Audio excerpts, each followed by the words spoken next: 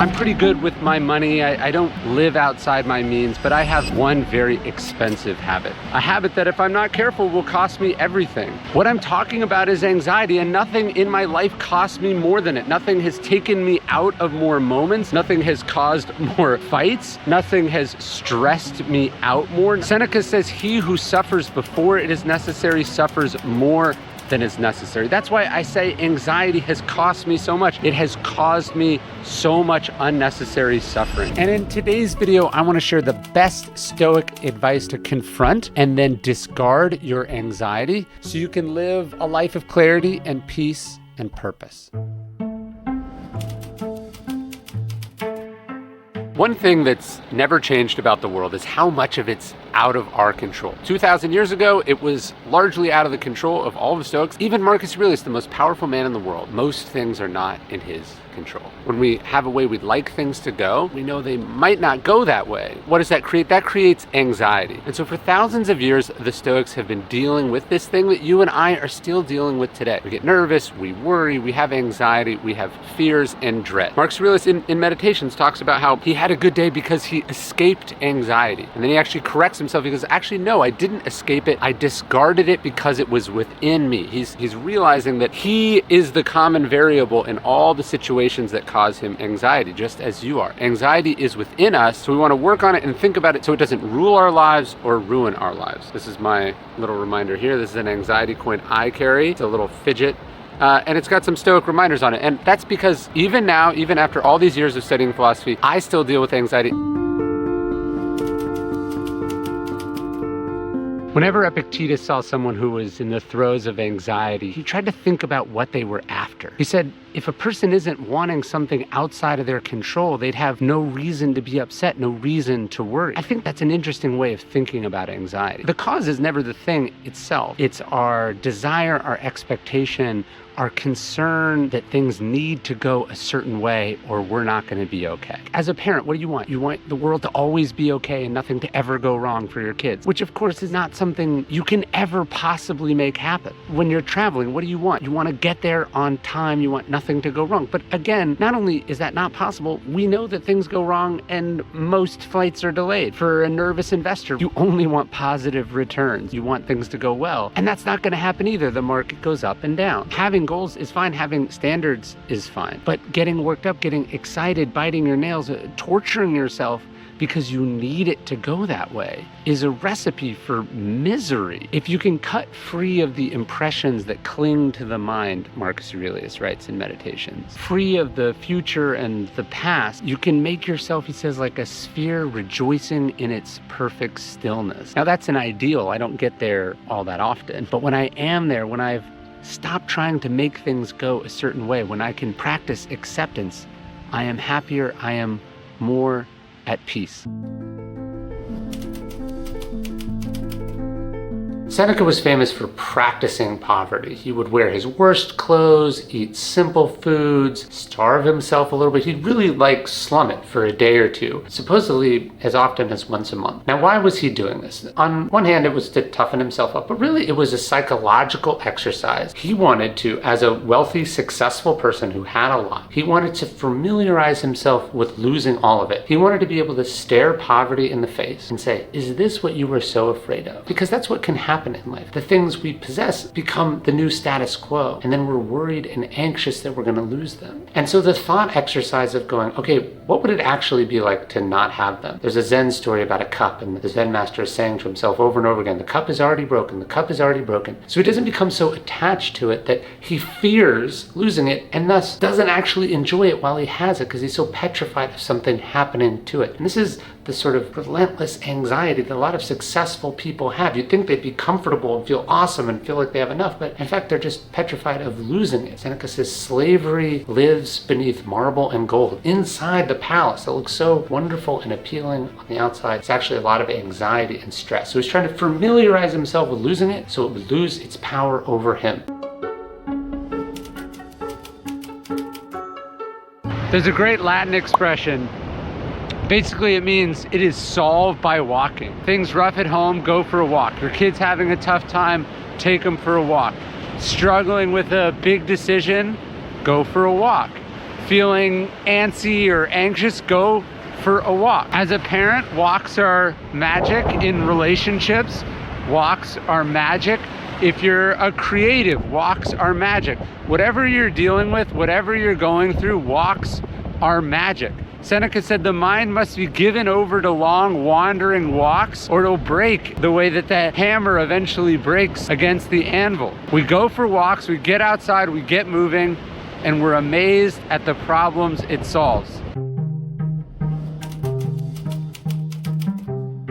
There's a tension in Stoicism. So on the one hand, Seneca says we should imagine all the things that could possibly happen. This is premeditatio malorum, says the unexpected blow lands heaviest. If you're just naively going through the world expecting everything to be wonderful, never considering that this might happen or that might happen, you're gonna be caught off guard and it's gonna rattle you and hurt you worse than if you had some ability to anticipate this. At the same time, he says, he who suffers before it is necessary suffers more than is necessary. He was talking about the way that we can sort of spiral and catastrophize. So it's important when we think about this premeditatio malorum, the Stoic idea of anticipating and considering what happened, it's not to torture ourselves. It's not just to go down this spiral of negativity and doomerism. It's to think proactively. I'll give you an example. Napoleon said that 3 times a day, a general should say to themselves, what if the enemy appeared over here? What if the enemy appeared over here? What if the enemy appeared over here? He wasn't saying that he just wanted his generals to be really anxious and worried all the time. He was having them run through the thought exercises. If this happens, I'll do this. If this happens, I'll do this. If this happens, I'll do this. So when we think about this Stoic practice, it's not just for generalized anxiety or worry. It's constructive. Okay, if this happens, here's what I'm gonna do. If this happens, here's what I'm gonna do. It's focusing on how we might respond to this. So it should actually be empowering in some way, as opposed to disempowering and scary and alarming. You're thinking, here are the constructive things I can do about these hypotheticals. I believe that I have agency and power to solve this scenario if it were to happen.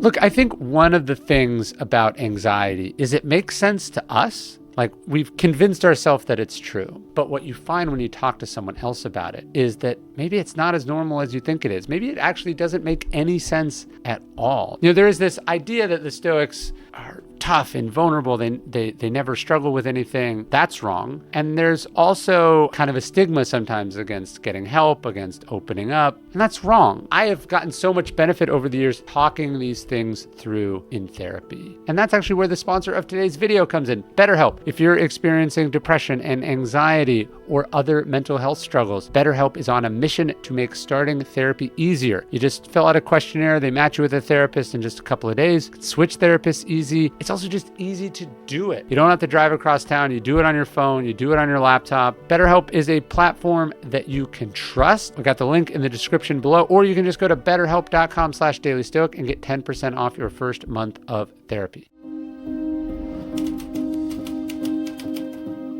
Later, you'll laugh about this. Later, you'll see it with some perspective. Later, it'll make a good story. Later, you'll see how it was good for you. Later, you'll see how it got you where you are now.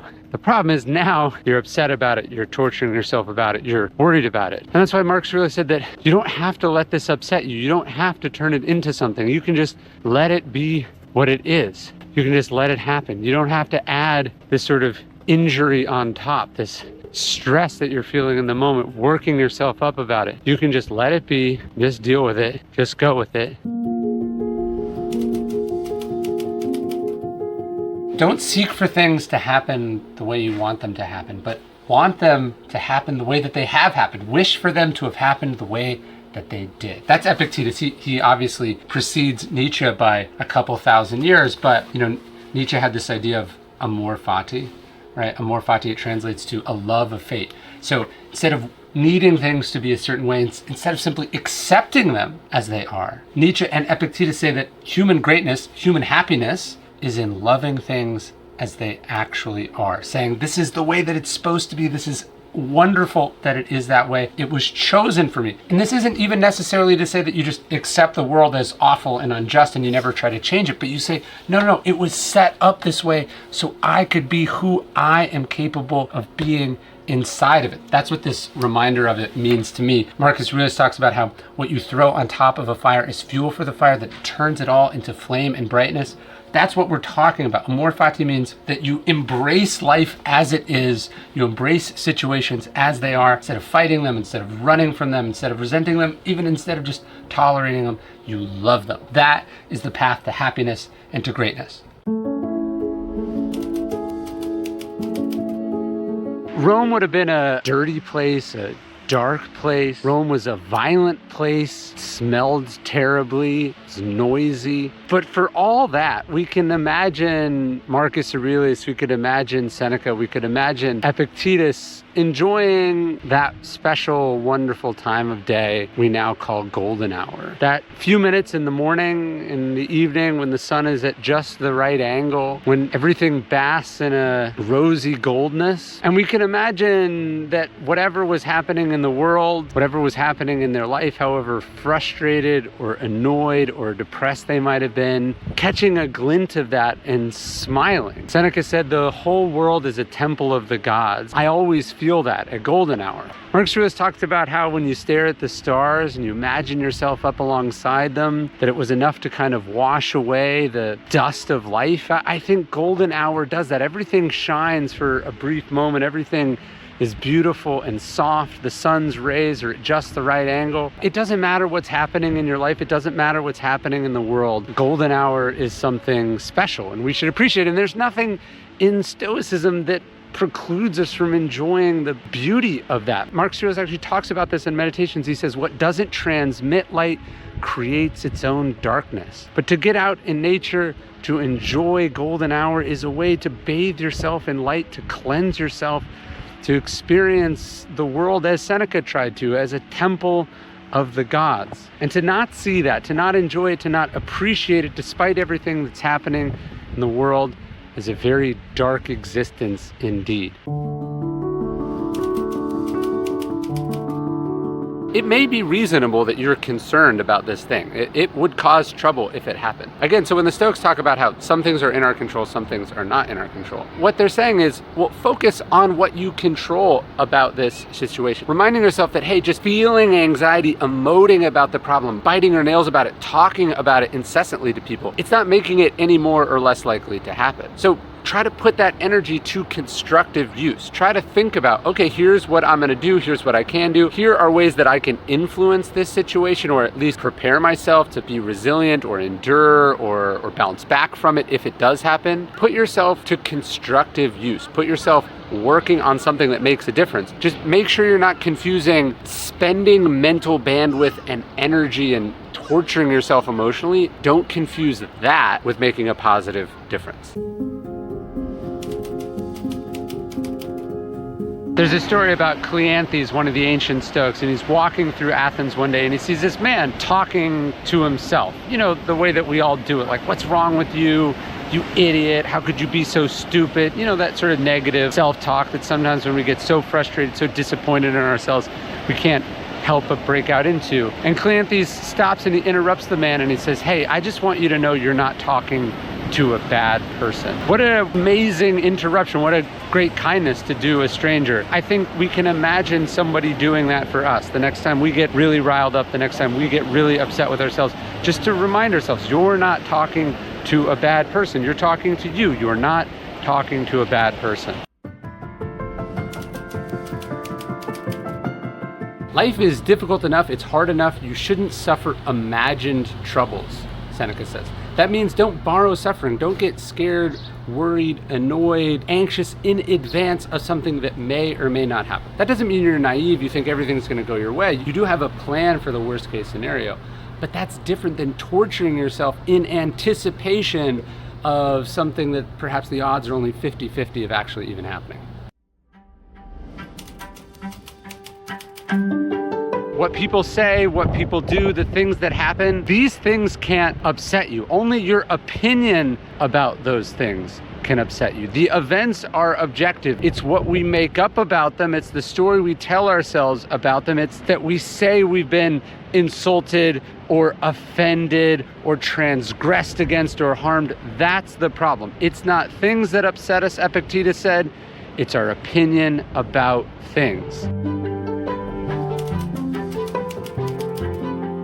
Look, it's a bad use of your creativity. The time you're spending imagining what might happen, the conversations you're making up in your head, the things that you think people are thinking about you. This is a bad way to deploy your creativity. You're using it to make yourself miserable. You're imagining these terrible scenarios. Notice you're never imagining things going well, people liking you. You're putting your imagination to work on your anxiety, on your self-consciousness, on your doubt, and it's just not a good use of it. The Stoics would say our mind is this incredibly powerful thing. How are you going to deploy it? How are you going to use it? Are you going to use it to torture yourself, or are you going to use it to move yourself forward, to solve problems or create them?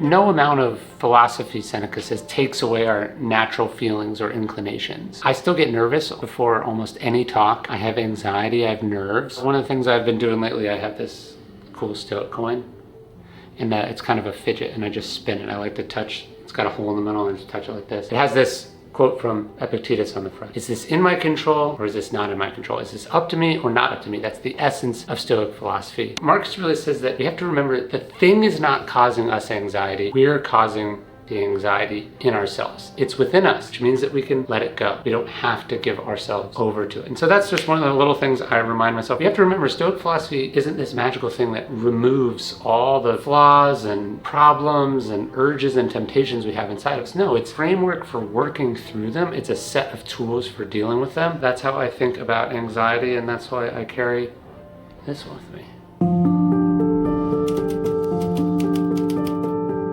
Look, things are gonna go sideways. People are gonna say things. People are gonna do things. There are definitely gonna be problems in life. Things that you don't want to happen are going to happen. That is how it goes. But remember, the Stoics say it can only harm you if it harms your character. If it changes who you are, if it makes you vindictive or resentful or lazy or entitled, if it makes you worse as a person, then you have been harmed. But people don't have the power to make us worse as human beings. That's something we control. That's within us. So who we are in response to what happens, that's where the harm can come from, but it's also where the benefit can come from. It can only harm you if it harms your character. That's the essence of Stoic philosophy. It can only harm you if it harms your character. And we decide whether this thing degrades us or improves us. We decide if we harm our character in response to what has happened to us. You're being crazy letting them determine whether you did a good job or not, whether you're happy or not, whether you're a success or not. Marcus Aurelius says ambition is tying your happiness to what other people do and say and think. Sanity, he says, is tying it to your own actions. Like when I work on my books, the writing of the book is up to me. How it does on the bestseller list, what people think about it, what the reviews say, that isn't up to me. So my definition of success is an internal one. I'm focused on the parts of it I control. Do I want other people to like it and care about it? Sure, I guess it's nice to have, but it's extra. It's not why I do it, because to need it is to be insane and, of course, incredibly vulnerable. Every day I send out one Stoic-inspired email totally for free. Almost 1 million people all over the world. If you want to take your Stoicism journey to the next level, I would love for you to subscribe. It's totally for free. You can unsubscribe at any time. There's no spam. Just go to dailystoic.com/email. Love to see you there.